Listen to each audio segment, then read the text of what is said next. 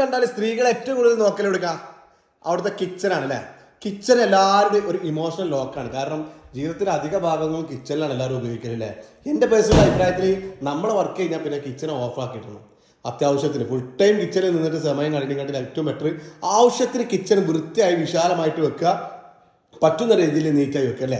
ഈ വീട്ടിലെ കിച്ചൻ്റെ ഏറ്റവും വലിയ പ്രത്യേകത എന്ന് പറഞ്ഞാൽ നല്ല സ്പേസ് ഉണ്ട്. ഈ വീട്ടിൽ വർക്ക് ഏരിയ ഇല്ല, ആവശ്യമില്ലാതെ വർക്ക് ഏരിയ സ്പേസ് കളഞ്ഞിട്ടില്ല.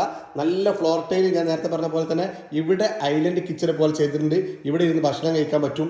ഇവിടെ നമ്മൾ ചിമ്മിണി ഹോബ് കൊടുത്തുള്ള ഫേബറിൻ്റെ മാത്രമല്ല, ഇവിടെ നമ്മളെ മൾട്ടിയിലായിട്ടുള്ള നമ്മളിതുണ്ട്, സിങ്ക് ഉണ്ട്. എല്ലാ സാധനങ്ങളും ചെയ്യാൻ പറ്റുന്ന മൾട്ടി ആയിട്ട് ചെയ്യുന്ന സിങ്ക് നമ്മൾ ഒരുപാട് വീഡിയോ ചെയ്താണ് 3 മില്യൺ ആളുകൾ കണ്ടതാണ്. സൈലൻ്റ് മെറ്റീരിയൽസ് ആണ്. നമ്മൾ അതിൻ്റെ കെയർ യൂസ് ചെയ്യുക, അല്ലെങ്കിൽ അത് പണി തരും.